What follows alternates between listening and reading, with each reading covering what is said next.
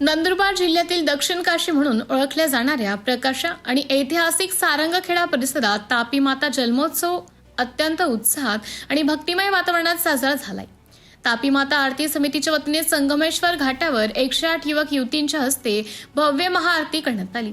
तर सारंगखेड्यात तापी मातेला तब्बल 500 मीटरची साडी आणि चोळी अर्पण करून शेकडो वर्षाची परंपरा मोठ्या थाटात जपण्यात आली।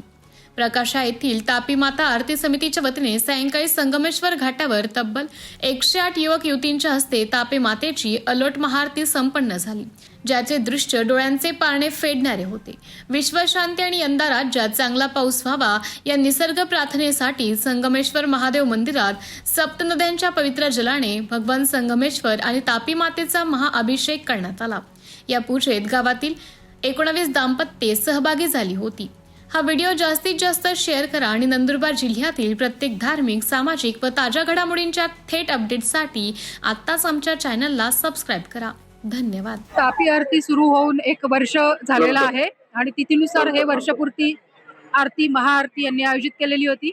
अतिशय विलोभनीय महाआरती होती आणि त्या अनुषंगाने आपल्या ज्या अद्भुत परंपरा आहेत ते जपण्याचा प्रयत्न प्रकाशाचे ग्रामस्थ करत आहेत। त्याबद्दल ग्रामस्थांचं खूप खूप कौतुक आणि अभिनंदन। मला हा सोहळा इथे अनुभवता आला याबद्दल मी प्रकाशा ग्रामस्थांचे आभार मानते की त्यांनी मला इथे बोलवलं।